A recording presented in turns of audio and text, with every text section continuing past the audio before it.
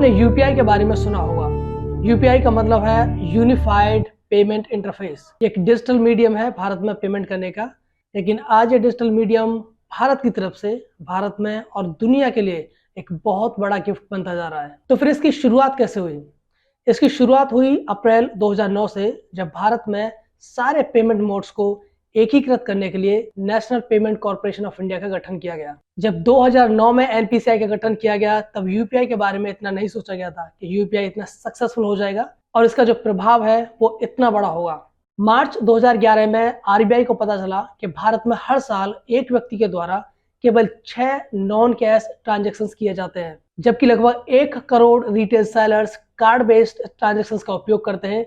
वहीं लगभग 14.5 करोड़ परिवारों के पास किसी भी तरह की बैंकिंग की कोई सुविधा नहीं थी, और ये ब्लैक मनी और भ्रष्टाचार की बढ़ती समस्या के पीछे एकमात्र सबसे बड़ा कारण साबित हुआ। 2012 में आरबीआई ने 4 साल के लिए एक विजन स्टेटमेंट जारी किया, जिसमें भारत में एक सेफ एफिशिएंट पेमेंट मोड को डेवलप करने की बात की गई। और जब ये विजन स्टेटमेंट जारी की गई, उसके कुछ सालों की मेहनत के बाद ही 2016 में यूपीआई को आधिकारिक तौर पर सार्वजनिक यूज के लिए लॉन्च कर दिया गया। यूपीआई, जिसकी फुल फॉर्म है यूनिफाइड पेमेंट इंटरफेस, एक digital instant transfer payment mode है, जिसकी सहायता से मोबाइल पर 2 बैंक खातों के बीच में इंस्टेंट पेमेंट ट्रांसफर किया जाता है। तो किसी भी मोबाइल पर अगर आपको एक बैंक से दूसरे बैंक में पेमेंट ट्रांसफर करनी है, तो जो आपको चाहिए वो ये है कि आपका जो मोबाइल नंबर है वो बैंक के साथ रजिस्टर्ड होना चाहिए। अगर आपका फोन नंबर आपके बैंक अकाउंट के साथ रजिस्टर्ड है, तो जो सिर्फ आपको करने की जरूरत होगी वो है आपको यूपीआई ऐप को डाउनलोड करना। एक बार जब आप यूपीआई ऐप को डाउनलोड कर लेते हो, उसके बाद आपको अपना जो बैंक खाता है वो यूपीआई ऐप पर सेटअप करना है, और सेटअप की इस प्रक्रिया के दौरान आप अपने लिए एक व्यक्तिगत यूपीआई आईडी क्रिएट करोगे। और जब आप एक व्यक्तिगत यूपीआई आईडी क्रिएट कर लेते हो, तो इस आईडी के जरिए आप ट्रांजेक्शन कर सकते हो।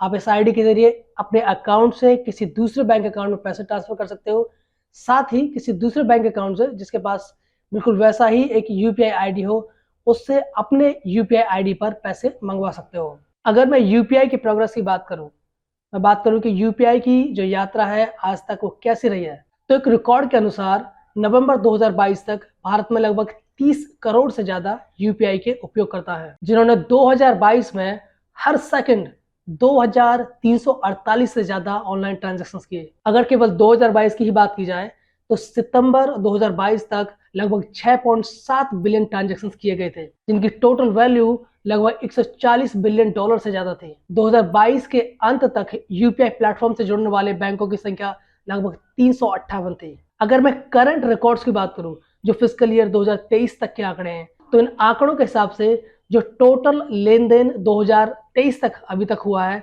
वो लगभग 107 ट्रिलियन डॉलर के पार है, जिसमें से 380 बिलियन डॉलर के केवल मर्चेंट ट्रांजैक्शंस हैं।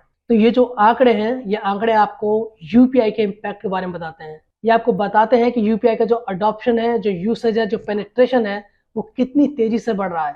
हम सब जानते हैं कि भारत एक प्रमुख टेक्नोलॉजी कंट्री नहीं है, हम इस दिशा में आगे बढ़ रहे हैं, लेकिन अभी इस क्षण तक भारत में पश्चिमी देशों की तरह गूगल, फेसबुक, ट्विटर, माइक्रोसॉफ्ट की तर्ज पे भारत में कोई भी बड़ी टेक्नोलॉजी कंपनी उपस्थित नहीं है। इसके पीछे कारण रहे हैं, जैसे कि अगर आपको स्वतंत्रता का टाइम याद हो, तो भारत अपेक्षाकृत अभी भी एक युवा राष्ट्र है। हमें आजाद हुए केवल 75 साल हुए हैं, और अगर आपको आजादी से पहले के समय याद हो, तो आपको याद होगा कि भारत हजारों वर्षों तक ऑक्यूपेशन में रहा है। जितने भी आक्रमणकारी भारत में आए, उन सब ने भारत को जम के लूटा, और उस लूट की वजह से भारत में एक गंभीर गरीबी की समस्या पैदा हुई। और जब आप गरीब होते हो, तो आपको पता है कि सबसे पहला काम कोई भी व्यक्ति जो करता है वो अपनी भूख मिटाने का काम। लेकिन अब हम उस समय से बाहर आ चुके हैं। हजारों सालों में पहली बार आज हम एक सही समय में हैं और एक सही रास्ते पर हैं। अगर दुनिया में डिजिटल पेमेंट मोड्स की बात की जाए, तो दुनिया में ऐसे कई पेमेंट मोड्स मौजूद हैं। जैसे अगर मैं आईफोन प्लेटफॉर्म की बात करूं, तो आईफोन पर एप्पल के द्वारा डिजाइन एप्पल पे मौजूद है। वहीं एंड्रॉइड पर गूगल के द्वारा डिजाइन गूगल पे और सैमसंग के द्वारा डिजाइन सैमसंग पे मौजूद है।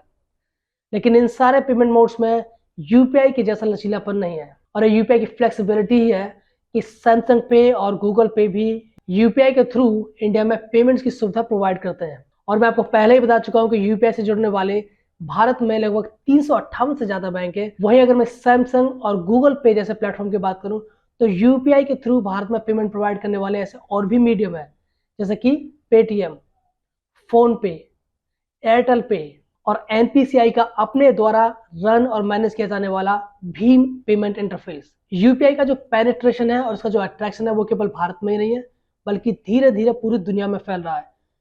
और दुनिया में इसके फैलने के पीछे जो सबसे बड़ा कारण है वो है भारत सरकार की कड़ी मेहनत और भारत सरकार का जो कांस्टेंट जो एफर्ट है यूपीआई को एक ग्लोबल पेमेंट मोड के रूप में स्थापित करने का।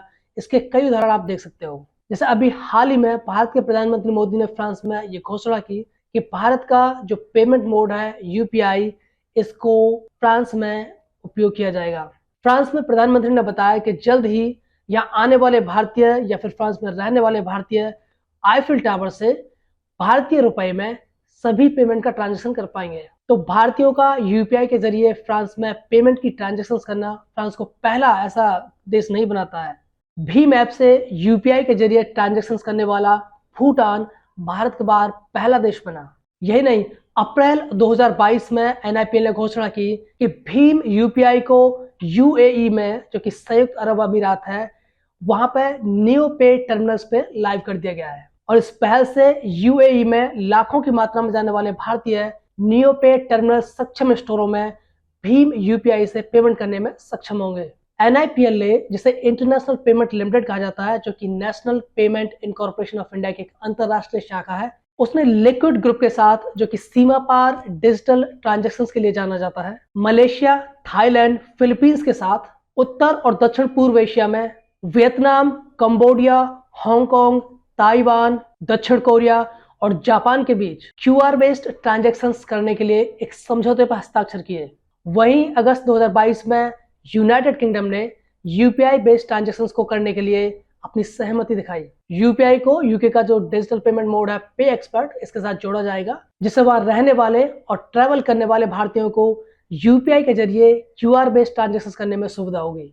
अगस्त 2022 में ही ओमान भी भारतीय यूपीआई को अपने पेमेंट सिस्टम से जोड़ने के लिए सहमत हो गया। अक्टूबर 2022 में global digital transaction service provider world line भी, जो कि यूरोप में काफी ज्यादा प्रचलित है और बहुत तेजी से फैल रहा है, उसने भारत के यूपीआई सर्विसेज की सुविधा को यूरोप में फैलाने के लिए national payment corporation of India के साथ हाथ मिलाया। फरवरी 2023 में भारत का यूपीआई सिंगापुर के पेनाउ के साथ जोड़ा गया। तो ये सारे उदाहरण जो अभी मैंने आपको दिए, ये इस बात का स्पष्ट संकेत है कि भारत का यूपीआई कितनी तेजी से इस दुनिया में फैल रहा है, कितना ज्यादा ये प्रचलित हो रहा है, कितना प्रभावशाली है कि पूरी दुनिया इसे स्वीकारने के लिए निसंकोच तैयार है। आने वाले समय में जो हमारे लिए देखने वाली बात होगी वो ये होगी कि भारत का यूपीआई, जो भारत के द्वारा डिजाइन एंड डेवलप्ड है, क्या ये ग्लोबल आइकन बन सकता है, बिल्कुल वेस्टर्न ग्लोबल टेक्नोलॉजी कंपनियों की तरह।